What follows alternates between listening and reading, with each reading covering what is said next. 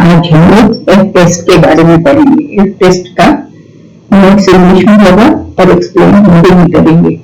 हम लोग जानेंगे कि एफ टेस्ट कौन किसने बनाया था और एफ टेस्ट क्या है, क्यों एफ स्टैटिस्टिक्स हमेशा पॉजिटिव होता है, ये भी जानेंगे। साथ ही ये भी जानेंगे कि why F distribution is positive, और इसके साथ साथ हम ये भी जानने की कोशिश करेंगे कि एफ टेस्ट क्यों राइट टेल्ड होता है। ये सारी चीजों को जानने के बाद हम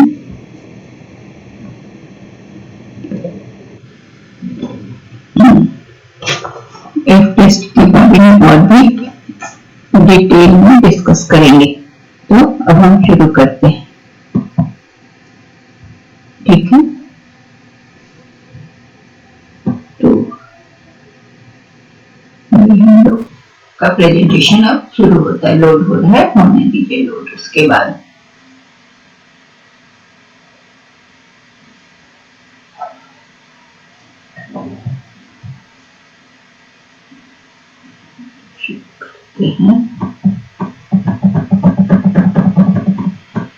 लोड हो जाता है।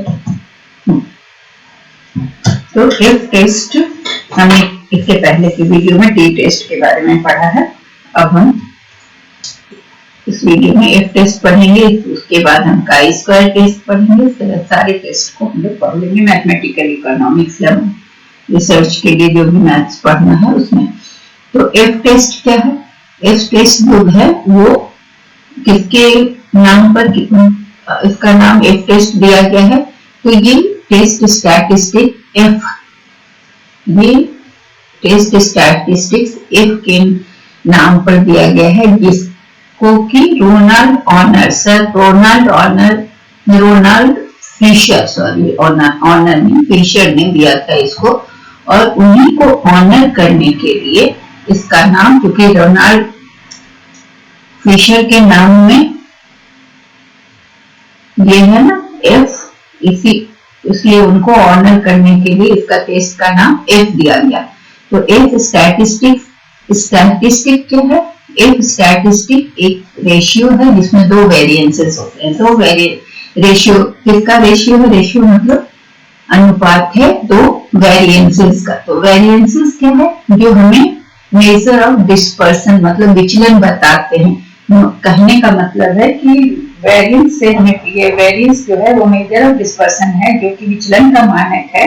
वो बताता है कि कोई भी आंकड़ा, कोई भी डाटा मीन से कितना स्कैटर्ड है, कितना विचलन है, उसका मीन से वो कितना अलग है। मतलब सेंट्रल टेंडेंसी में क्या होता है कि सारे मीन के तरफ आते हैं, मीन के कितने करीब, ये मीन से कितना विचलन है। तो जितना वैल्यू ज्यादा होता है वेरिएंस का, उतना ज्यादा डिस्पर्सन होता है, ठीक है। तो एफ टेस्ट क्या है? एफ टेस्ट को ऐसा डिजाइन किया गया है कि अगर दो पॉपुलेशन का वेरिएंस इक्वल है तो उसको वो टेस्ट करता है, उसका रिलेशन को बताता है। ये it does this by comparing the ratio of two variances. दो वेरिएंसेस हमें मिलते हैं जिनका रेशियो को हम कंपेयर करते हैं और देखते हैं कि वो इक्वल है कि अनइक्वल है। तो उसके आधार पर जो टेस्ट होता है उसे एफ टेस्ट करते हैं। तो अगर वेरिएंस इक्वल है, सपोज दोनों वेरिएंस का रेशियो है, तो एक डिनोमिनेटर होगा, तो दोनों डिनोमिनेटर और न्यूमरेटर अगर दोनों इक्वल हो जाते हैं ऊपर नीचे रेशियो में, जैसे हम सपोज करें कि हमें एक का वेरिएंस 2 है, दूसरे का भी वेरिएंस, तो ये हो गया डिनोमिनेटर, ये हो गया न्यूमरेटर। तो दोनों वेरिएंस अगर इक्वल है तो रेशियो ऑफ वेरिएंस क्या होगा? ये ratio of variance will be 1, ठीक है। तो ये बताता है हमें, एफ टेस्ट से ये पता चलता है। तो अगर वेरिएंस इक्वल है तो रेशियो ऑफ वेरिएंस क्या होगा? 1। तो एफ टेस्ट कंडक्ट किया जाता है। कोई भी रिसर्चर एफ टेस्ट क्यों कंडक्ट करता है? तो उसका किसके आधार पर करता है? तो एफ स्टैटिस्टिक के आधार पर। एफ स्टैटिस्टिक क्या है? जैसा हमने पहले बताया कि यह दो वेरिएंस का रेशियो है, ठीक है। तो और एफ टेस्ट क्या करता है, उस रेशियो ऑफ टू वेरिएंसेस को टेस्ट करता है कि इक्वल है कि नहीं है। तो एफ स्टैटिस्टिक्स क्या है, फिर से हम बता रहे हैं कि ये रेशियो है टू वेरिएंस का। तो इसको किस तरह से डिफाइन किया गया है, ये डिफाइन किया गया है ratio between the two independent chi-square variates that are divided by their respective degree of freedom। तो ये chi-square से भी रिलेटेड है, इसको हम बाद में आगे देखेंगे कि ये कैसे chi-square से रिलेटेड है। तो ये सारे टूल्स जो है F test, T test, ANOVA, chi-square सब एक दूसरे से मतलब रिलेटेड होते हैं कहीं ना कहीं पर। तो एफ टेस्ट जो है वो रिसर्चर के द्वारा क्यों यूज होता है, क्यों यूज करता है कोई भी रिसर्चर, जो व्यक्ति रिसर्च करने जाता है उसको वो एफ टेस्ट को यूज करता है क्या पाने के लिए, test of equality of the two population. वो दो पॉपुलेशन का स्टडी करता है, कंपेयर करता है, तो उनके वेरिएंस का इक्वालिटी को स्टडी, वेरिएंस में क्या इक्वालिटी है इसको जानने के लिए एफ टेस्ट का प्रयोग करता है। वेरिएंस क्या होता है, स्टैंडर्ड डेविएशन का स्क्वायर होता है ना, वेरिएंस। तो if a researcher wants to test whether or not two independent samples have been drawn from normal population with the same variability, then he generally employs F test।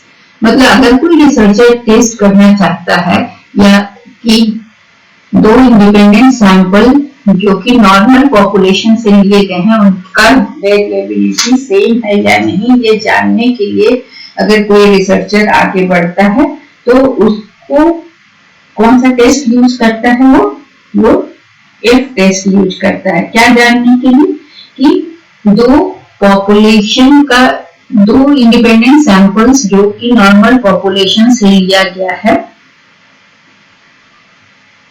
उसका variability same है या नहीं, ये जानने के लिए वो एफ टेस्ट का सहारा लेता है।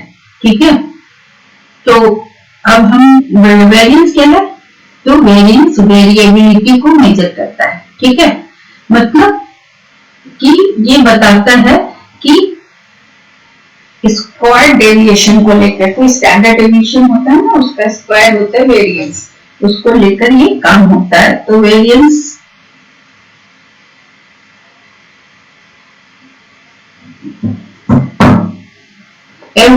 ये हुआ वेरिएंस। अब एफ टेस्ट रिसर्चर और भी किसके लिए यूज करता है, तो वो ये जानने के लिए यूज करता है कि दो जो इंडिपेंडेंट एस्टिमेट जो उसने पॉपुलेशन का लिया है या जो दो वेरिएंस है वो होमोजीनियस है इन नेचर या नहीं। होमोजीनियस का मतलब क्या है, एक जैसा है या नहीं।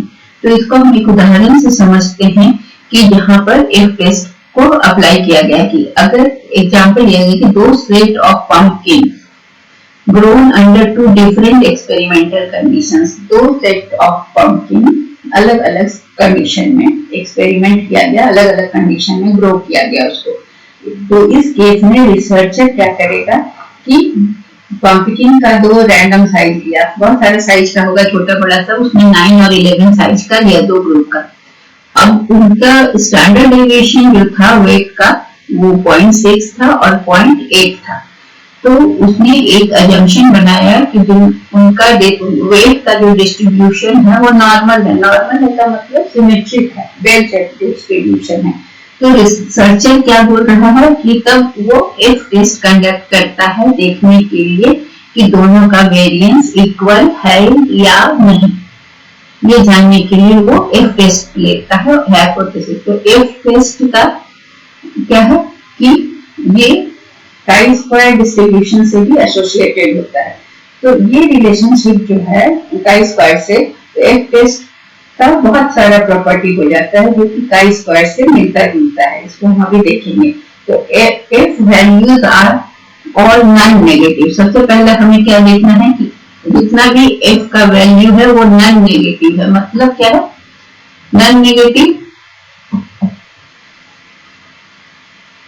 ये नॉन नेगेटिव है। इसका क्या मतलब है कि ये पॉजिटिव है। दूसरा क्या है नॉन नेगेटिव मतलब पॉजिटिव है, the F distribution in F test is always non symmetrically distributed, मतलब वो सिमेट्रिक नहीं होता, मतलब इक्वली डिस्ट्रीब्यूटेड नहीं होता है। इसमें क्या है कि हम विचलन देखते हैं तो सिमेट्रिकली डिस्ट्रीब्यूटेड नहीं है, और जो एफ डिस्ट्रीब्यूशन में मीन होता है वो mean in F distribution in F test is 1, 1 के बराबर होता है। तो हाँ क्या होता है, 2 इंडिपेंडेंट डिग्री ऑफ फ्रीडम होता है एफ डिस्ट्रीब्यूशन में, इस सबको हम लोग ध्यान से देखेंगे। मीन क्या होता है, मीन 1 होता है एफ टेस्ट में, और क्या है कि 2 इंडिपेंडेंट डिग्री ऑफ फ्रीडम होता है डिस्ट्रीब्यूशन में, जिसमें कि एक न्यूमरेटर में होता है और एक डिनोमिनेटर में, ठीक है। तो बहुत सारे एफ डिस्ट्रीब्यूशन होते हैं एफ टेस्ट में, और 1 for every pair of degree of freedom, ठीक है। एक एफ डिस्ट्रीब्यूशन जब हम लेते हैं तो उसमें बहुत सारे एफ डिस्ट्रीब्यूशन होते हैं एफ टेस्ट में, और हर pair of degree of freedom के लिए अलग अलग। तो एक टेस्ट क्या है, पैरामीट्रिक टेस्ट है, मतलब पॉपुलेशन में से सैंपल लेकर टेस्ट करता है, और इसे हम पैरामीट्रिक टेस्ट कहते हैं। पॉपुलेशन से सैंपल्स लेकर टेस्ट करता है, रिसर्च करता है। तो क्या होता है कि रिसर्चर जो डेटा ये इन्फरेंस निकालता है डेटा से, जो कि पर्टिकुलर पॉपुलेशन से, उसमें जैसे पंपकिन से लिया तो पंपकिन का पर्टिकुलर ये पॉपुलेशन से उसने क्या लिया, डेटा लिया और उससे इन्फरेंस निकाला। तो जो पर्टिकुलर पॉपुलेशन से इन्फरेंस, जो डेटा लेकर इन्फरेंस निकालता है, तो उसे हम इसीलिए उसे हम पैरामीट्रिक टेस्ट कहते हैं। तो F test is called a parametric test because the presence of parameters in the F test। Parameter क्या है, पॉपुलेशन, एक पॉपुलेशन जिसमें से हमने सैंपल लिया। These parameters in F test are mean and variance। क्या क्या पैरामीटर्स किया गया, मीन और वेरिएंस, ठीक है। तो वेरिएंस क्या हुआ कि स्टैंडर्ड डेविएशन का स्क्वायर। तो the mode of F test is the value that is most frequently in a data set and always less than unity. Mode भी क्या हुआ, मीन देखो, मोड ऑफ एफ टेस्ट का मतलब है कि जो भी वैल्यू बार बार अगर करता है, जो बार बार आता है उसे ये मोड कहते हैं, है ना। कि जो वैल्यू बार बार अगर करता है किसी डेटा सेट में उसे हम मोड कहते हैं। तो और मोड क्या है इसमें, लेस देन यूनिटी है। तो मोड को हम मोड एक लेस देन यूनिटी, ठीक है। अब तो कार्ल पियर्सन का कोएफिशिएंट जो स्केलनेस है उसमें कहता है कि एक टेस्ट हाईली पॉजिटिवली स्क्यूड है। पॉजिटिवली स्क्यूड का मतलब क्या होगा कि राइट साइड में वो जो डिस्ट्रीब्यूशन है इधर स्क्यूड होगा, राइट साइड, ठीक है। ये लेफ्ट साइड में स्क्यूड नहीं होगा, इधर स्क्यूड नहीं होगा, ये यहाँ से इस साइड में राइट साइड में स्क्यूड है, ठीक है। मतलब उसका बेल शेप उधर राइट साइड में जाएगा। तो probability distribution of F increases steadily before reaching the peak। जो probability distribution होता है वो धीरे धीरे पीक पहुंचने से पहले धीरे धीरे राइज करता है। देखो ये धीरे धीरे राइज करके यहाँ पर पीक में पहुंचता है, ठीक है। यहाँ से राइज करना शुरू करता है धीरे धीरे। तो then it starts decreasing order and become tangential to infinity। यहाँ के बाद वो धीरे धीरे इधर डिक्रीज करना पड़ता है। तो हम लोग ये कह सकते हैं कि axis of F is asymptote to right tail. अब ये जो राइट टेल इधर से जा रहा है ना, इसमें ये कभी भी टच नहीं करेगा। जो टच, इसी को हम एसिम्प्टोट करते हैं। एसिम्प्टोट क्या होता है, जो कि एक्सिस को नहीं टच करता। ये है हमारा एक्सिस, एक्सिस ऑफ एफ है ये, और ये है हमारा स्क्यूनेस का कर्व जो राइट साइड में, इस साइड में फिक्स होगा, इधर नहीं होगा। ये थोड़ा और अच्छे से बनना चाहिए था। मैं एक बार फिर कोशिश करती हूँ, ये पेन को बनवाना है मुझे इधर, है ना। इधर नहीं होके मतलब इधर कम होता है और उधर ज्यादा होता है। तो फिगर बहुत अच्छे से नहीं हो रहा, मैं समझा रही थी कि बेल शेप में क्या होता है कि जब नॉर्मल कर्व होता है ना तो वो इक्वली स्क्यूड होता है और सिमेट्रिकल होता है, दोनों साइड उसका बराबर होता है। लेकिन एक डिस्ट्रीब्यूशन में क्या होता है कि ये राइट साइड में ये धीरे धीरे ऐसे बढ़ते जाता है और राइट साइड में फिट हो जाता है ऐसे, और यहाँ पर मुझे ये बढ़ रहा है, यहाँ से बढ़ता जा रहा है, बढ़ता जा रहा है, यहाँ पर आके इधर, तो यहाँ ये क्या होता है कि लेफ्ट साइड में ये नहीं होता है। तो एसिम्प्टोट का मतलब क्या हुआ? एसिम्प्टोट का मतलब हुआ कि एक्सिस को ये टच नहीं करता है। वेरिएंस क्या है? Square of the standard deviation. ये मैंने बताया for us humans standard deviation are easy to understand. हम लोग आसानी से समझते हैं वेरिएंस की अपेक्षा, क्योंकि वो सेम यूनिट में होता है, जैसे कि जैसा डेटा है वो उसे ही होता है, और वेरिएंस में हमको स्क्वायर करना पड़ता है। तो many analysis actually use variance in calculations. तो F statistics are based on ratio of mean squares. ठीक है, रेशियो कितना? मीन का स्क्वायर का रेशियो होता है। तो मीन स्क्वायर क्या है? The term mean square may sound confusing, but it is simply an estimate of population variance that accounts for degrees of freedom. तो मीन स्क्वायर क्या हुआ? वेरिएंस। स्क्वायर्स आ गए तो वेरिएंस है, इसीलिए और calculate that estimate despite being a ratio of variance. Variance का ratio है, वो स्टैंडर्ड डेविएशन का स्क्वायर है। You can use F test, लेकिन उसको क्या कहते हैं? मीन स्क्वायर भी कहते हैं। You can use F test in a wide variety of situations. Unsurprisingly, the F test can assess equality. F test क्या बताता है कि दोनों में क्या समानता है? इक्वलिटी को, वेरिएंस का इक्वलिटी बताता है। लेकिन वेरिएंस को बदल कर, अगर रेशियो में जो भी वेरिएंस है उसको अगर बदल दिया जाए तो F टेस्ट क्या हो जाएगा? फ्लेक्सिबल टेस्ट हो जाएगा, मतलब वो चेंज कर जाएगा, उसमें परिवर्तन हो जाएगा, है ना? तो क्या होगा कि for example you can use F statistics and F test to test the overall significance of for a regression model. Regression model क्या होता है? रिग्रेशन भी हमें विचलन बताता है to compare the fits of different model. तो स्पेसिफिक रिग्रेशन टर्म्स को जब हम टेस्ट करते हैं तो वहां भी हम इक्वल, और जब इक्वलिटी ऑफ मीन्स को टेस्ट करते हैं तो वहां पर हम एफ टेस्ट को यूज करते हैं। अब क्या है? Using the F test in one way ANOVA. One way ANOVA में भी एफ टेस्ट का यूज होता है। तो एफ टेस्ट हम लोग यूज करते हैं कि ये जानने के लिए कि ग्रुप का मीन इक्वल है कि नहीं। इक्वलिटी ऑफ मीन और स्क्वायर जो वेरिएंस होता है, it is just a matter of including the correct variances in the ratio. So in one way ANOVA and F statistics is this ratio, variation between sample mean and variation within the sample.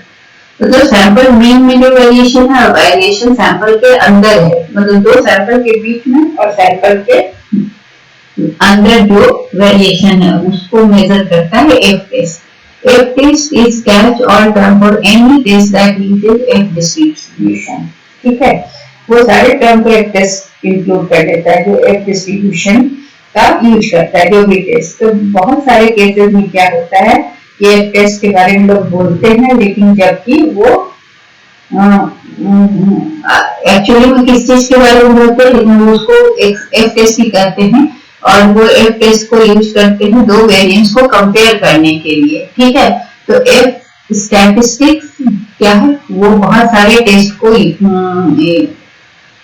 F statistic का use हम कहाँ करते हैं? Regression analysis में, chop test में, chef test में। ये हम लोग को अभी पढ़ना नहीं है, इसलिए हम इसको केवल नाम से जान लें कि कहाँ कहाँ एफ स्टैटिस्टिक्स का यूज होता है। F distribution ratio of two independent chi square variables को हमने ये तो पहले भी बताया कि काई स्क्वायर के जो वेरिएबल्स होते हैं उनके रेशियो को दो independent chi square variables divided by their respective degree of freedom he F distribution है। इसका हम फॉर्मूला में देखेंगे।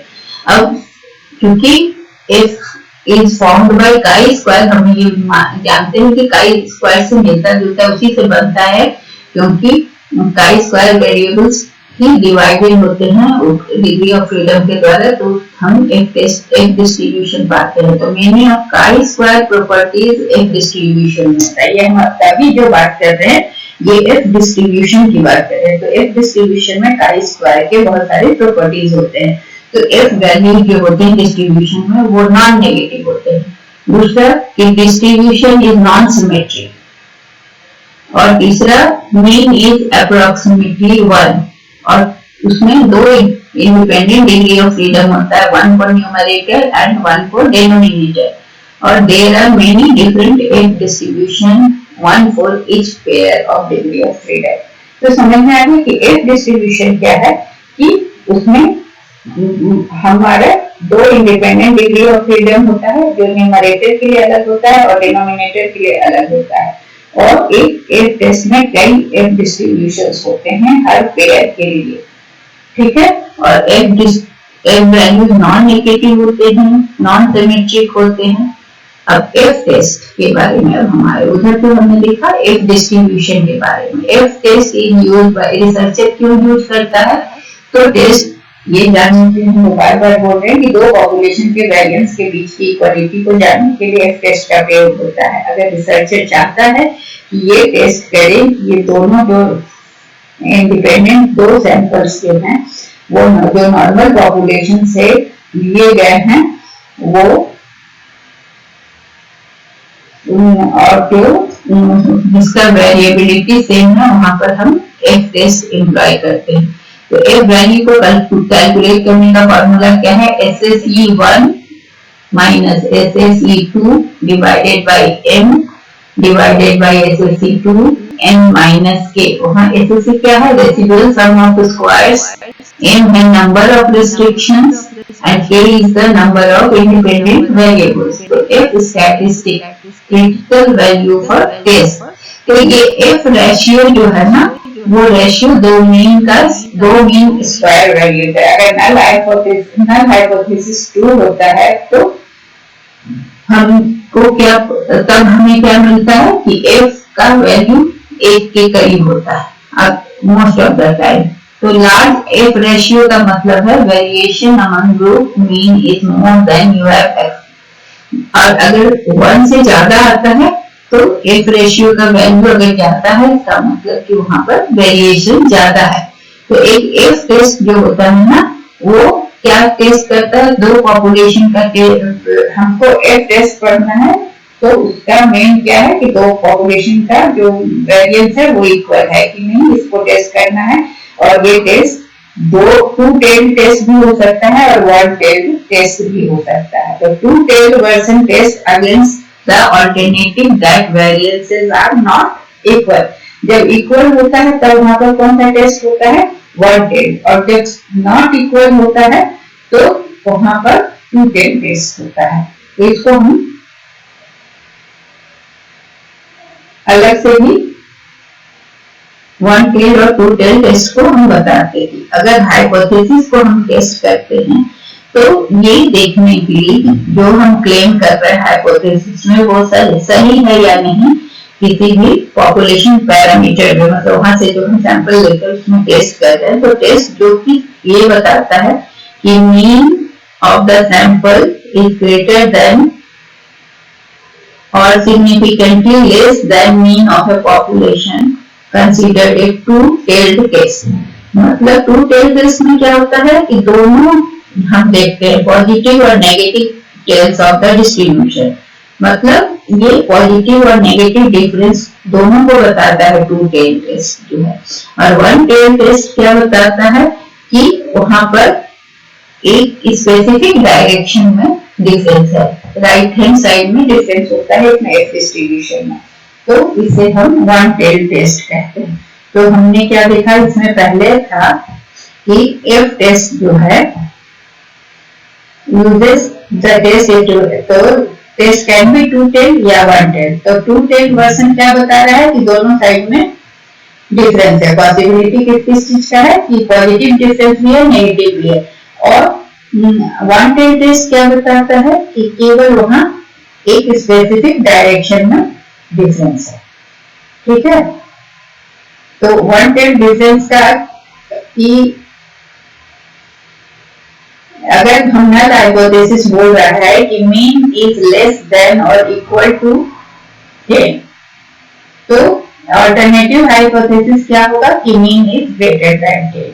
अगर नल हाइपोथेसिस बोलता है कि इक्वल टू 10, तो अगला बोलता है कि इट इज ग्रेटर देन 10। तो एक distribution is used to quantify the likelihood of different sample sizes and confidence or significance we would like answer to hold. अगर f का वैल्यू 1 है, इसका मतलब है कि नो मैटर जो भी सिग्निफिकेंस लेवल हम यूज करते हैं टेस्ट के लिए, ये कोई भी सिग्निफिकेंस लेवल 0 लेवल 1% या 5% कोई भी सिग्निफिकेंस लेवल पर हम करते हैं, तो हमारा रिजल्ट क्या आता है कि दो वेरिएंस इक्वल है। लेकिन एफ डिस्ट्रीब्यूशन सिमेट्रिक नहीं है, मतलब उसमें कोई निगेटिव वैल्यू नहीं है, तो हम क्या करेंगे एफ डिस्ट्रीब्यूशन में कि हम opposite of the right critical value नहीं ले सकते हैं to find the critical value. हम बोले वन साइडेड होता है, राइट टेड होता है, तो वो वैल्यू को लेकर हम लेफ्ट का वैल्यू नहीं प्राप्त कर सकते। तो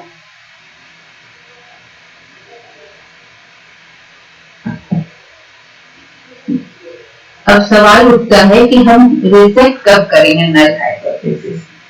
तो रिजेक्ट करने के लिए क्या है कि जब मेरा p value is smaller than your alpha value, alpha level, तो हम रिजेक्ट नहीं कर सकते हैं अगर मेरा critical f value is smaller than your f value and you have small p value. तो ये हमारे काम का उतना नहीं है, इसको हम लोग यहीं पर छोड़ते आगे बढ़ते हैं।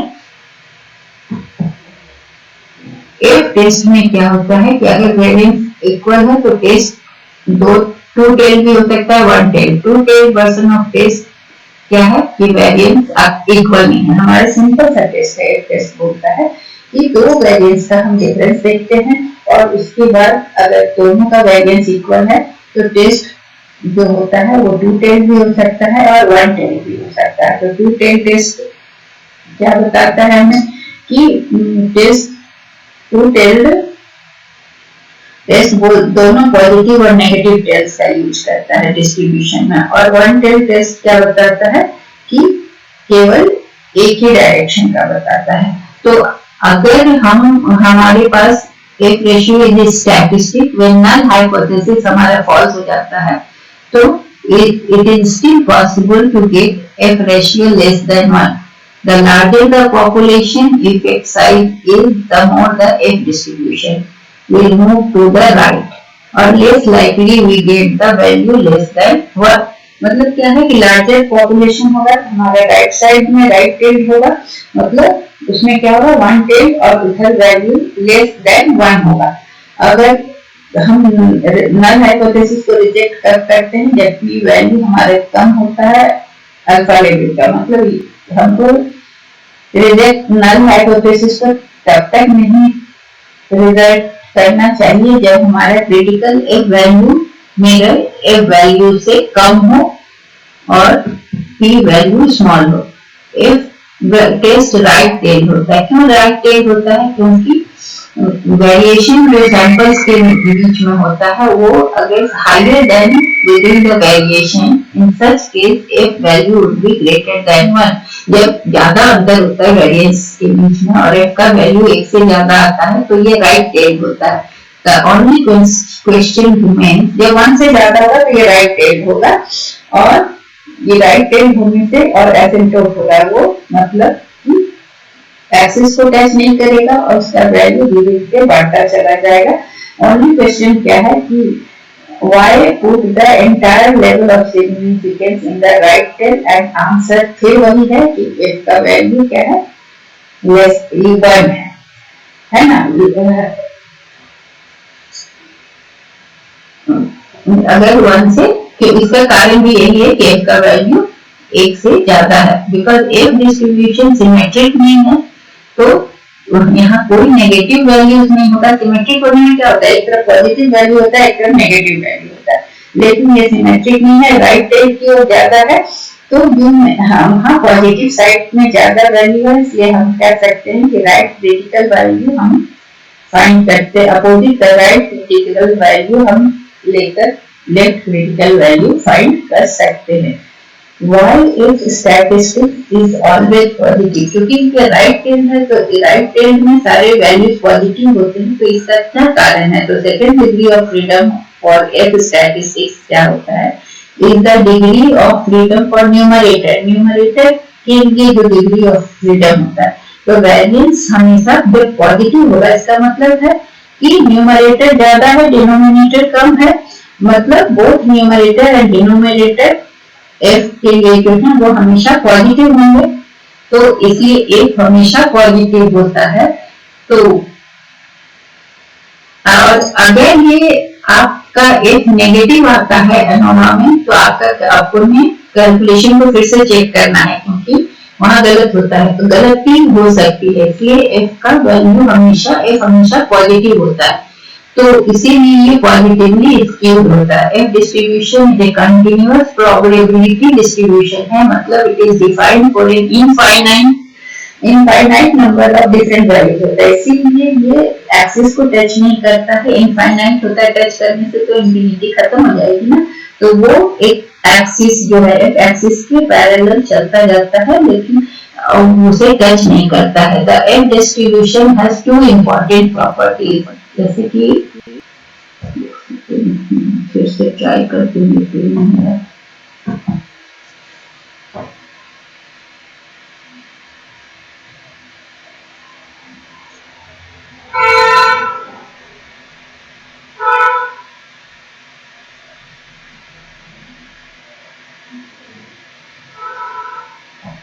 इस तरह ये नीचे नहीं जाएगा, यहाँ पे मुझे इरेज करना चाहिए।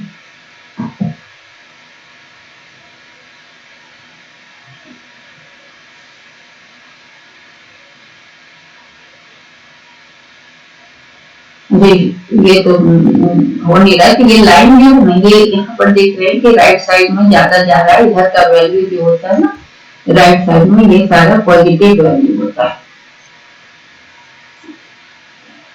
हम इसको ऐसे देखेंगे, ये ऐसे चला जाएगा, मतलब ये इस एक्सिस को यहाँ पर जो लिंक बदल के बताते हैं,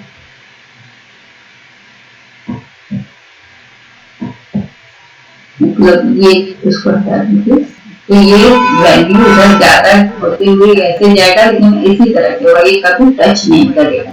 तो इसका क्या मतलब है कि ये पॉजिटिव वैल्यू इधर ये पॉजिटिव जा रहा है, इधर ज्यादा ये होता है धीरे धीरे बढ़ते हुए, और ये इसको टच नहीं करता है। तो इसमें क्या है कि पॉजिटिव वैल्यू यहाँ से हमारा पॉजिटिव होता है,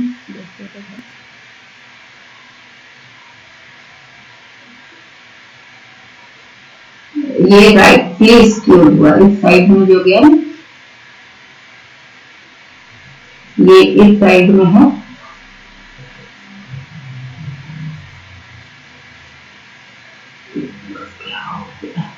ये पेन काम नहीं कर, तो राइटली स्क्यूड मतलब राइट हैंड साइड में सारे वैल्यूज होते हैं और वो पॉजिटिव होते हैं, और ये मीन के पास सिमेट्रिकल नहीं होता है, मतलब मीन इसका ये हुआ,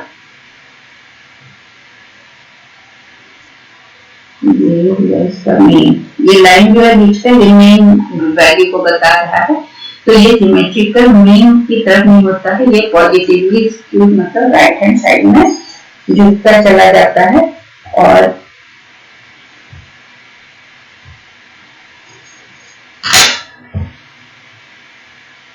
ये एफ डिस्ट्रीब्यूशन की खासियत हुई कि ये पॉजिटिवली स्क्यूड होता है, इंफिनिटी तक जाता है, मतलब एक्सिस को नहीं टच करता है। दूसरी बात क्या है,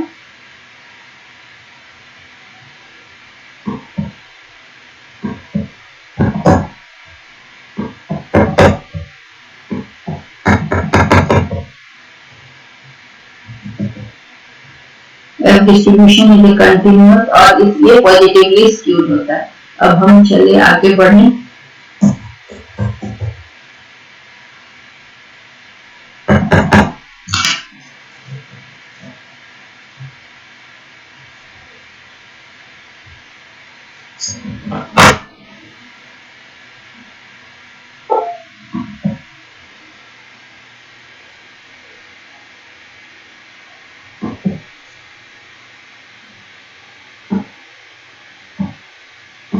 आई थिंक वहां तक क्लियर हो गया कि एफ डिस्ट्रीब्यूशन का जो भी वैल्यू आता है वो अगर एक से ज्यादा होता है तो एक होता है पॉजिटिव, पॉजिटिव होता है, एक होता है ऑलवेज भी पॉजिटिव और 1 आता है वैल्यू।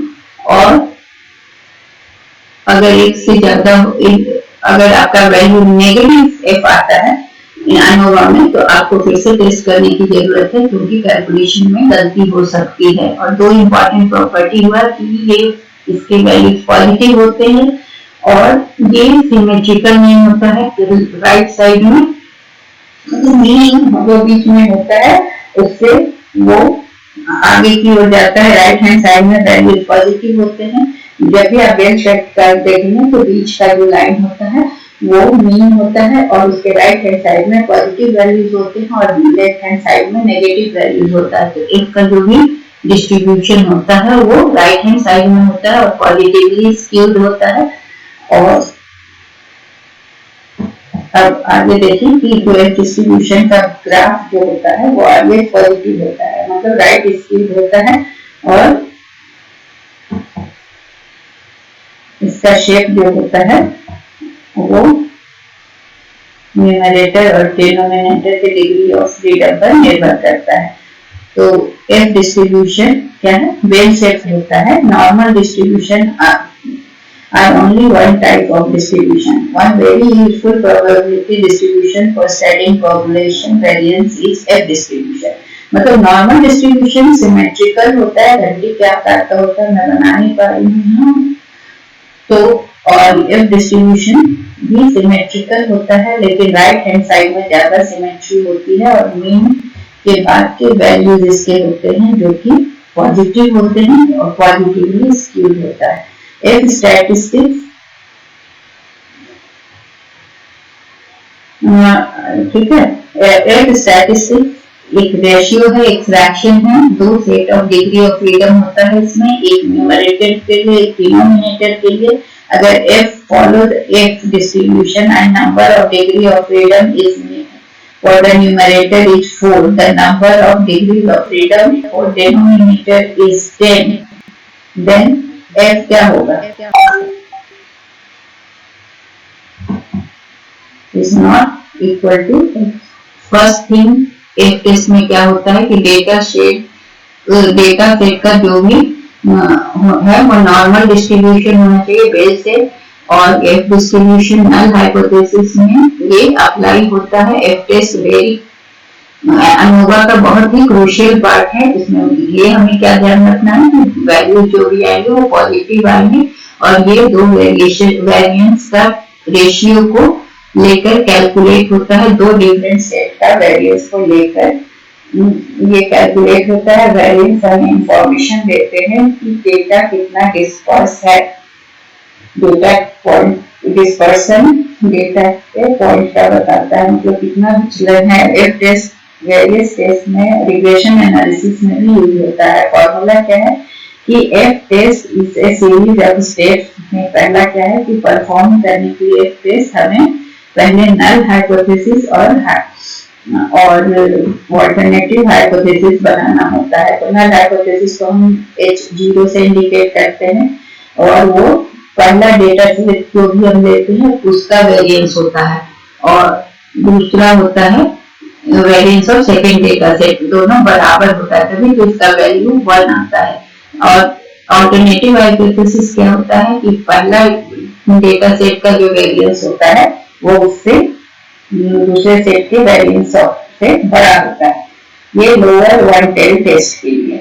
और अगर ये छोटा होता है मतलब सेकेंड डेटा सेट का जो भी वेरिएंस है वो ज्यादा होगा पहला डेटा सेट से, मतलब न्यूमरेटर से डिनोमिनेटर ज्यादा होगा। दूसरा में क्या है कि वेरिएंस जो न्यूमरेटर है पहला डेटा सेट का वेरिएंस है वो दूसरे डेटा सेट के वेरिएंस से ज्यादा होगा, तो ये अपर वन टेल टेस्ट होगा। और वेरिएंस जब दोनों का वेरिएंस इक्वल नहीं होगा पहला डेटा सेट और दूसरा डेटा सेट का, तब टू टेल टेस्ट होगा, मतलब दोनों तरफ का टेस्ट बनेगा, मतलब सिंगल सेट होगा उसमें माइनस प्लस दोनों तरफ का वैल्यूज होगा।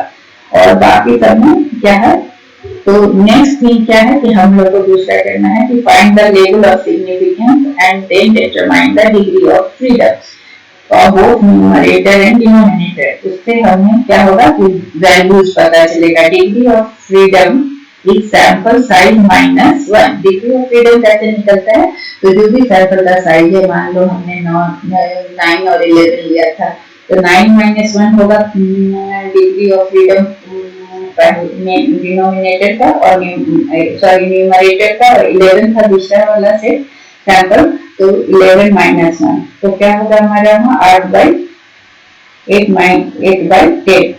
उसके बाद तीसरा है टेस्ट फॉर्मूला। वो फॉर्मूला क्या है कि एफ वैल्यू कैसे निकलेगा, वेरिएंस ऑफ फर्स्ट डेटा से और वेरिएंस ऑफ सेकंड डेटा से। फिर क्या करेंगे कि हम लोग जब निकल गया वेरिएंस, उसके बाद हम डिग्री ऑफ फ्रीडम निकाल रहे हैं, तो डिग्री ऑफ फ्रीडम कैसे निकलेगा, तो न्यूमरेटर का जो है सैंपल साइज 9 था हमारा पम्पकिन वाले केस में, तो 9 माइनस 1 और इसका डिग्री ऑफ फ्रीडम निकलेगा 11 माइनस 1, दैट विल बी 10, यह हो जाएगा 8। Then we will find the F critical value from F table taking degree of freedom and level of significance। तब हम उसके बाद जो डिग्री ऑफ फ्रीडम निकाल के उसका टेबल वैल्यू देखेंगे, देन तब फिर दोनों के वैल्यूज को हम कंपेयर करेंगे। इसका डिग्री ऑफ फ्रीडम और उसका डिग्री ऑफ फ्रीडम के वैल्यूज को लेकर हम उसको कंपेयर करेंगे, और जब कंपेयर करेंगे तो क्रिटिकल वैल्यू जो हमारा निकलेगा वो अगर एफ वैल्यू से कम है, जो एफ वैल्यू हमारे आया उससे कम है, तब हम नल हाइपोथेसिस को रिजेक्ट करेंगे। मतलब कि क्या है कि डिग्री ऑफ फ्रीडम से जो क्रिटिकल वैल्यू आया, तो अगर वो कम है तो हम नल हाइपोथेसिस को रिजेक्ट करेंगे, और अगर ज्यादा है तो हम नल हाइपोथेसिस को एक्सेप्ट करेंगे। That is all about F value, F test and F distribution and uses. अब हमने जाना कि एफ स्टैटिस्टिक्स जो होता है हमेशा पॉजिटिव होता है, और इसका डिस्ट्रीब्यूशन हमेशा पॉजिटिवली स्क्यूड होता है, और एफ टेस्ट राइट टेल्ड होता है, और ये कभी भी एक्सिस को टच नहीं करता है, और उसका वैल्यू इक्वल टू 1 होता है। अगर ये उसके बाद हम क्या करते हैं कि वेरिएंस को निकाल, दोनों के वेरिएंस से हम एक वैल्यू निकालते हैं, उसके बाद हम डिग्री ऑफ फ्रीडम निकालते हैं जो कि साइज सैंपल साइज -1 के बराबर होता है, दोनों का न्यूमरेटर और डिनोमिनेटर का। फिर उसके वैल्यूज को देखते हैं, और उसके वैल्यूज को देखने के बाद अगर एफ का दोनों वैल्यू को कंपेयर करते हैं, और अगर एक क्रिटिकल वैल्यू एफ वैल्यू से कम है तो हम नल हाइपोथेसिस को रिजेक्ट करते हैं। अगर एक क्रिटिकल वैल्यू दोनों में टेबल से जो वैल्यू देखे, तो अगर एक कम है वैल्यू से तो हम इसे रिजेक्ट करते हैं। That's all for F test today. Thank you.